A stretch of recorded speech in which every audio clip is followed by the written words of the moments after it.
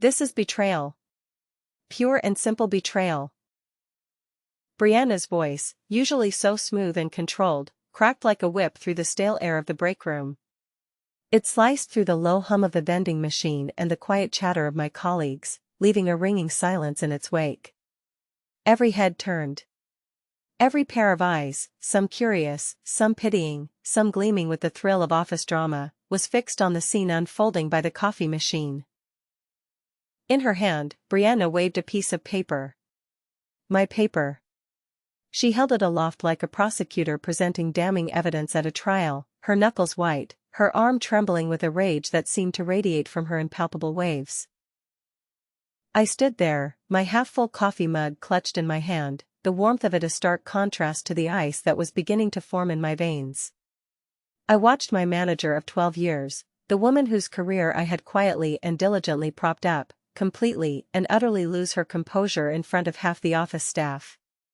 Her perfectly styled blonde hair, usually immaculate, was slightly disheveled from her dramatic gesturing. Her face, normally a placid mask of corporate poise, was flushed a blotchy, furious red. "How could you do this to me, Karen?" she hissed, her voice dropping to a venomous whisper that was somehow more chilling than her shout. "After everything I've done for you?" "Everything you've done for me?" The question echoed in the sudden, vast emptiness of my mind. It was so absurd, so monumentally disconnected from reality, that for a wild moment, I thought I might laugh. I set my mug down carefully on the counter, the clink of ceramic on laminate loud in the dead quiet. I kept my expression neutral, a skill I had perfected over a decade of navigating Brianna's moods and covering for her mistakes. The room was a tableau of frozen figures. Everyone was staring, a captive audience waiting to see how this public execution would play out. "Actually, Brianna," I said, my voice surprisingly calm and level, "I haven't submitted a resignation letter." I looked pointedly at the paper she was still brandishing like a weapon. "That appears to be a job application I submitted to Gravora Group. How exactly did you get access to that?" Her eyes, a pale, cold blue, narrowed dangerously. The question of how she'd come to possess a confidential document I'd filled out on my home computer seemed to fly right past her. To her, the method was irrelevant, only the perceived treason mattered. "That doesn't matter," she snapped, taking a step closer. The scent of her expensive, cloying perfume filled the space between us. "What matters is that you've been going behind my back. Plotting to leave us after 12 years of loyalty. This is how you repay Northrise Apparel?" I almost laughed at the irony. Loyalty. The word was a bitter pill on my tongue. 12 years of loyalty. 12 years of staying late to fix her cascading errors, of rerunning reports she'd botched, of managing client relationships she couldn't handle. 12 years of watching younger, less experienced, and frankly, less competent employees get promoted over me. 12 long years of hearing her say, "Maybe next year, Karen," every single time I built up the courage to ask for the raise I so demonstrably deserved. "I've been exploring my options," I replied, maintaining my professional tone even as my blood pressure began to spike. The anger I'd suppressed for so long was a hot, simmering thing in my chest. It's a competitive job market, and I believe in staying informed about opportunities. Opportunities? Brianna's voice cracked slightly, the facade of outrage momentarily slipping to reveal the panic beneath. "You have everything you need right here. I protected you, Karen. I've shielded you from the executive pressure upstairs. And this is how you thank me?" The silence in the room stretched uncomfortably. My coworkers, who had been a silent audience, were now pretending to busy themselves with their coffee and snacks, their gazes averted. But I could feel their eyes on us, their ears straining to catch every word. Jennifer from accounting, a woman who often vented to me about the company's tight budgets, looked particularly uncomfortable, probably remembering all the times she'd heard Brianna complain about having to manage difficult employees like me. "I think we should continue this conversation in your office," I suggested, my voice low but firm. I had no intention of airing our entire sordid history in front of the team. But Brianna was beyond caring about professionalism now. The mask had shattered, and the raw, desperate person underneath was on full display. "No. I think everyone should hear this," she declared, her voice rising again, shrill and unsteady. "Everyone should know what kind of person you really are. Disloyal. Ungrateful. Scheming." Each word was a slap, but with each one, a cold, hard clarity began to settle in my chest. This wasn't just about me job searching. This was about control. This was about Brianna's desperate, suffocating need to maintain her authority over me, the quiet workhorse who made her look good. And in that moment, watching her public meltdown, I realized something that should have been obvious years ago. She was terrified. She was terrified of losing me because she knew, deep down, that she couldn't do my job. She couldn't do her job without me there to clean up her messes. The realization hit me like a freight train, and suddenly, everything, the years of dismissals, the stolen credit, the condescending pats on the back, made perfect, sickening sense. My name is Karen Whitley, and I'm 45 years old. For the past 12 years, I had been the senior logistics coordinator at North Rise Apparel, a mid-size clothing distribution company based in Charlotte, North Carolina. When I started here, I was 33, recently divorced, and desperate for the stability that a steady job with good benefits could provide.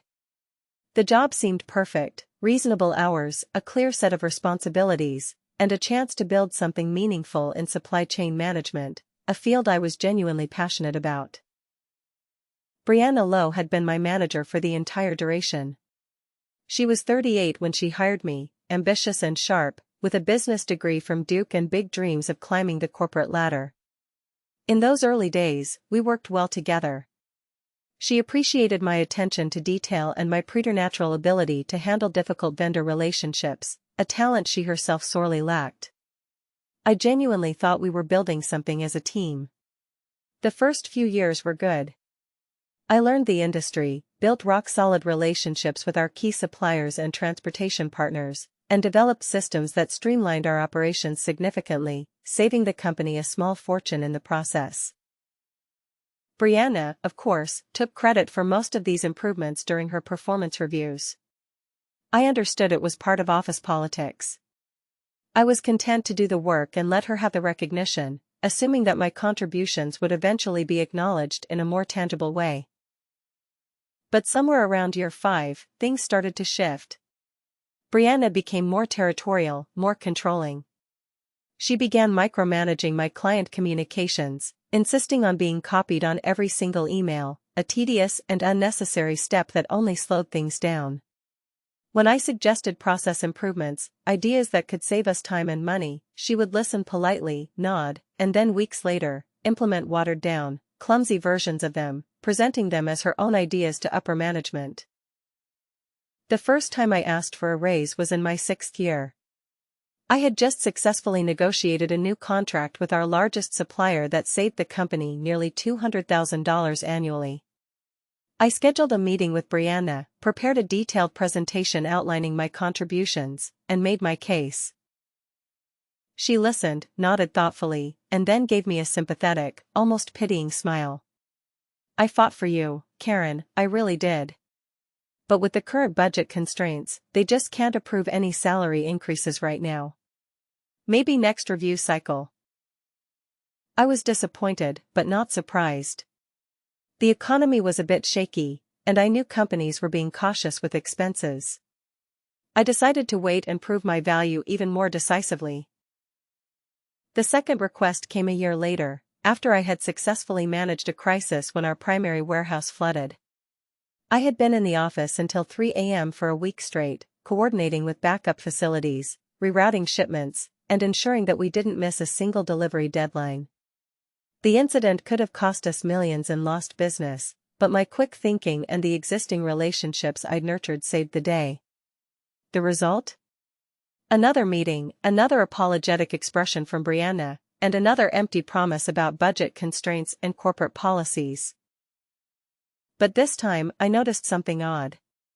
2 months later, Marcus from accounting casually mentioned that Brianna had gotten a significant raise and a new title, Senior Operations Manager.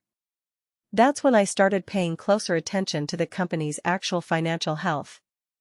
And what I discovered, through the shipping volumes, vendor payments, and transportation costs I had access to, made my stomach turn. The truth hit me like a slap in the face during a routine vendor meeting in my 8th year at Northrise Apparel. Our fabric supplier, Janet Morrison, was congratulating us on the company's incredible growth trajectory and mentioning how impressed she was with our record-breaking quarterly profits. I smiled and nodded, but inside, alarm bells were screaming. Record-breaking profits? While Brianna had been telling me for years that budget constraints prevented any salary increases? That evening, I stayed late and did some serious research. As a senior logistics coordinator, I had access to a trove of data. It wasn't hard to piece together a rough picture of our revenue streams. The numbers were staggering. Not only was Northrise Apparel incredibly profitable, but our logistics division, which I essentially ran single-handedly, was generating far more value than I had ever imagined. The vendor relationships I maintained, the cost-saving measures I had implemented, the crisis management that had prevented major losses, my work was directly responsible for at least $800,000 in annual value creation. And I was being paid $62,000 a year. The betrayal cut deep, but what made it worse was the insidious pattern I now saw so clearly. I thought about all the vendor complaints I had quietly managed, all the client frustrations I had smoothed over, all the fires I had put out before Brianna even knew they existed. Without me there to maintain those relationships and solve those problems, everything was apparently falling apart. When I requested my third raise in year 9, Brianna's response was more elaborate. She sat me down with a concerned expression and explained that while she personally valued my contributions, the executive team was concerned about equity across departments. She couldn't justify giving me a raise when other coordinators in different divisions weren't receiving increases.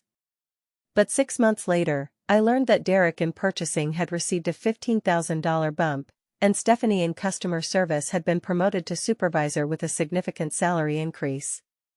Both had been with the company for less time than me and handled far less complex responsibilities.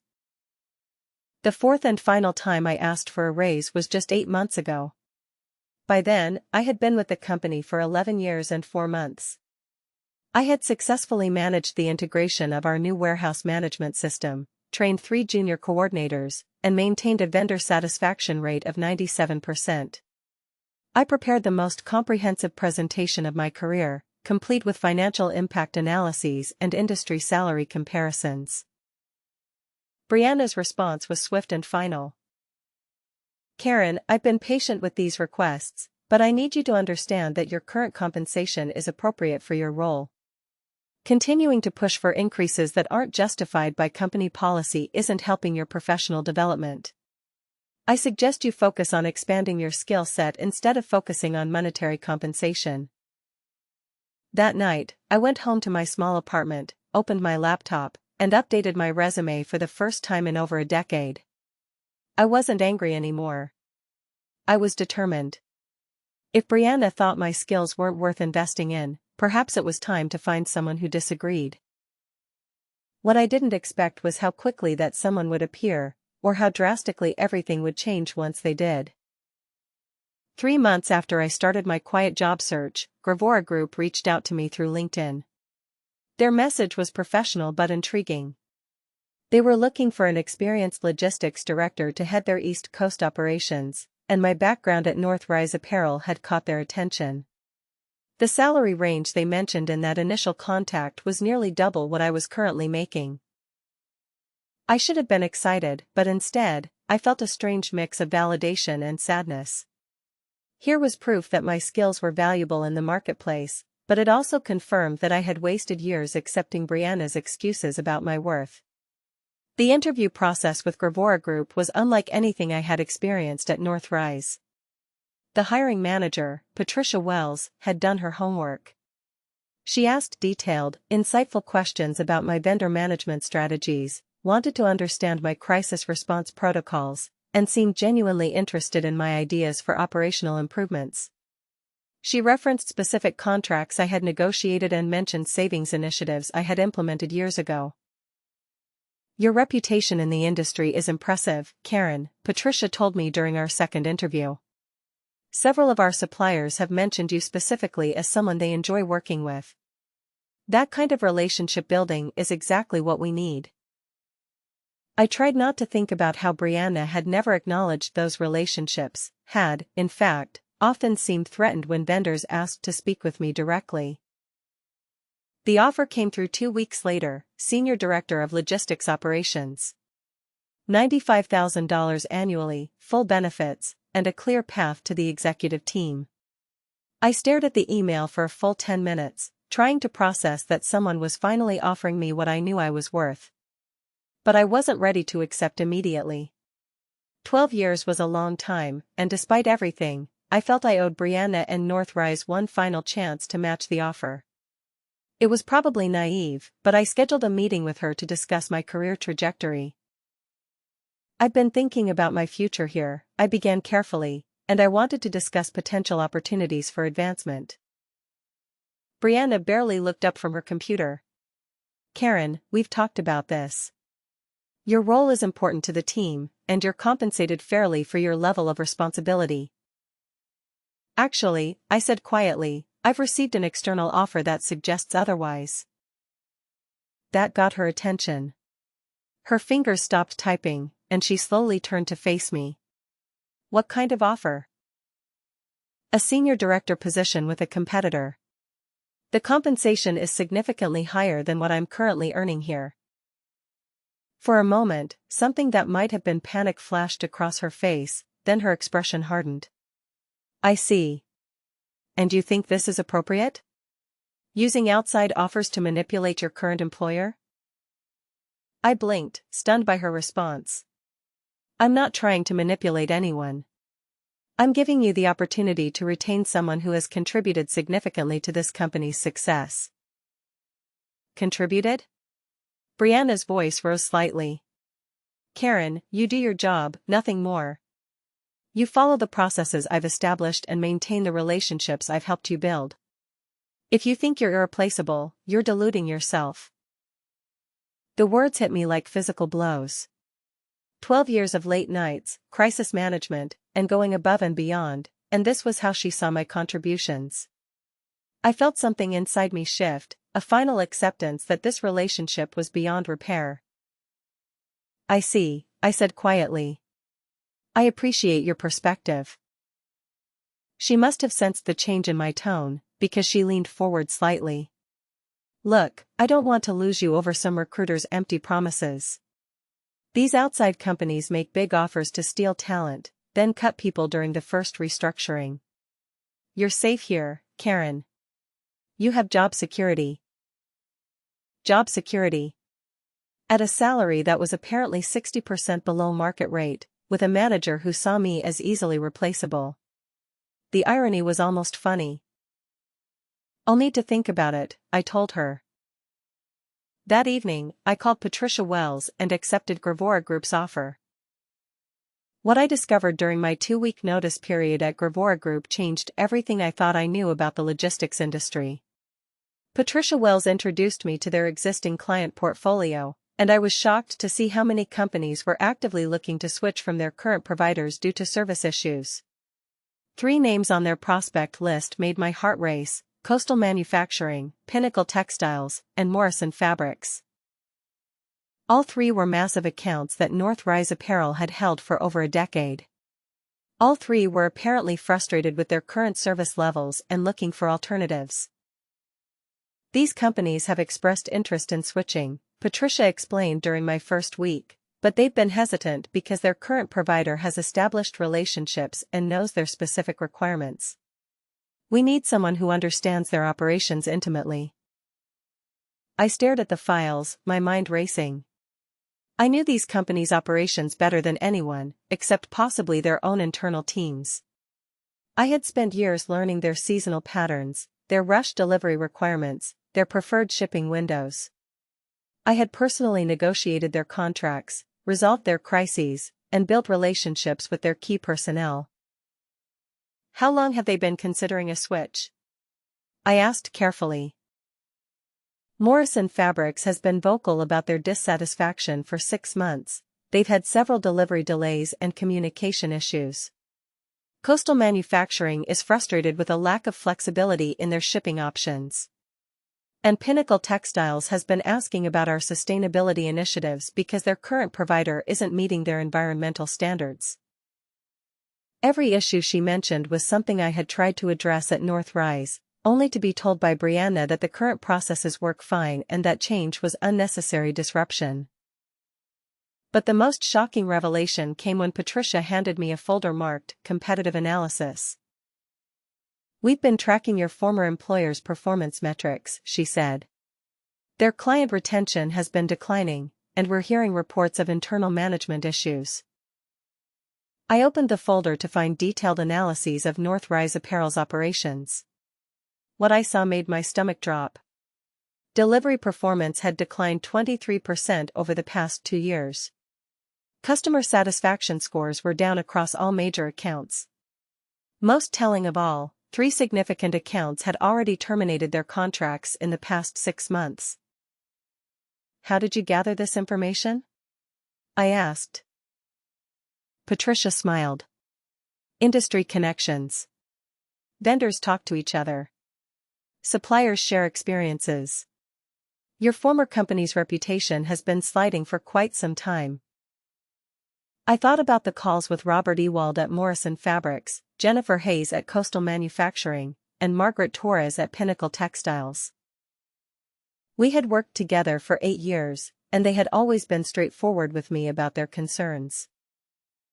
"Karen, I heard you moved to Gravora Group," Robert had said. "Congratulations on the promotion." "Thank you, Robert. I'm settling in well." "I understand you've been having some challenges with your current logistics provider?" There was a pause. "That's putting it mildly. Since you left, nothing works the same way. Delivery schedules are inconsistent, communication is terrible, and frankly, I don't trust their new account manager to handle our requirements properly." "New account manager?" "Some junior person who doesn't understand our business. They keep trying to change our established protocols, and when we push back, they say they need to check with their supervisor. It's frustrating." My heart sank. Brianna had assigned one of the junior coordinators to handle Morrison Fabrics, one of our most complex and demanding clients. It was a recipe for disaster. "Robert, what would it take to consider switching providers?" The question hung in the air for a moment before he laughed. "Are you making me an offer, Karen?" The call with Robert Ewald opened floodgates I hadn't expected. Within 48 hours of our conversation, he had scheduled a formal meeting with Gravora Group to discuss transitioning Morrison Fabrics logistics operations. The contract was worth $1.2 million annually. But that was just the beginning. Jennifer Hayes from Coastal Manufacturing called me directly 2 days later. "Karen, I hope you don't mind me reaching out. Robert Ewald mentioned you had moved to Gravora Group, and frankly, we're desperate for help." I listened as she detailed 6 months of frustrations with North Rise Apparel, missed delivery windows, inflexible scheduling, and what she described as arrogant responses when they raised concerns about service quality.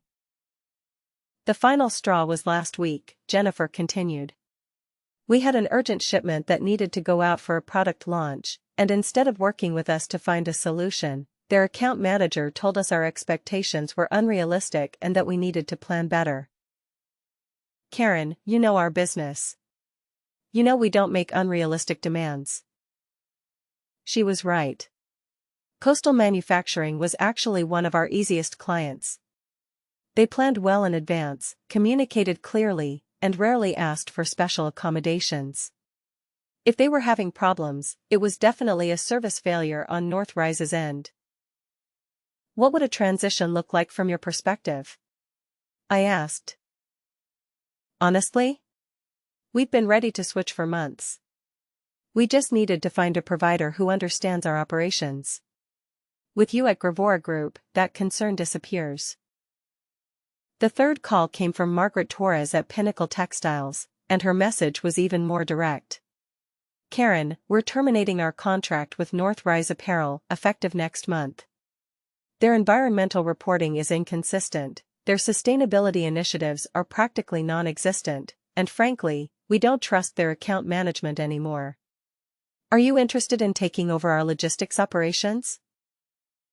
I sat in my new office at Gravora Group, staring at my phone in disbelief. 3 of North Rise Apparel's largest clients were actively seeking to terminate their relationships and move to my new company. Combined, these contracts represented over $3.5 million in annual revenue. Patricia Wells was ecstatic when I presented the opportunities. Karen, this is incredible. These transitions could establish us as a major player in the regional market. But I felt a strange mix of triumph and guilt. These clients weren't following me because I had poached them, they were fleeing North Rise because the service quality had deteriorated so dramatically in my absence. In just 1 month, everything I had built and maintained over 12 years was crumbling. The guilt faded quickly when I remembered Brianna's words, "You follow the processes I've established and maintain the relationships I've helped you build." She had truly believed that my contributions were minimal, that anyone could do what I did. The irony was devastating. Patricia and I spent the rest of the week developing transition plans for all 3 accounts. Gravora Group's operations team was energized by the prospect of such significant growth, and I found myself more excited about work than I had been in years. But the real satisfaction came when I thought about Monday morning at North Rise Apparel. 3 major clients would be submitting termination notices, each one specifically requesting that their operations be transferred to Gravora Group. The letters would land on Brianna's desk like bombs, and she would finally understand exactly what I had been worth to her company. The woman who had dismissed my contributions as easily replaceable was about to learn the hard way that some relationships can't be rebuilt once they're broken. Monday morning at 9:15 a.m., 3 certified letters arrived at North Rise Apparel's corporate office. I knew this because Patricia Wells had coordinated the timing precisely. Morrison Fabrics, Coastal Manufacturing, and Pinnacle Textiles had all sent formal termination notices, citing service failures and announcing their transition to Gravora Group, effective immediately. The call started coming to my new office before 10 a.m. "Karen, we need to talk." Brianna's voice was tight, controlled, but I could hear the panic underneath. "Hello, Brianna. How can I help you?" "Don't play games with me. You poached our clients. This is corporate sabotage, and there will be legal consequences." I almost laughed. "Brianna, I didn't poach anyone. These companies contacted Gravora Group independently because they were dissatisfied with their current service provider. Perhaps you should examine why 3 major clients decided to terminate their relationships within a month of my departure." The silence stretched for nearly 30 seconds. When she spoke again, her voice was smaller, more desperate. "These clients, they've been with us for years. We can fix whatever problems they're having. Can you talk to them? Convince them to give us another chance?"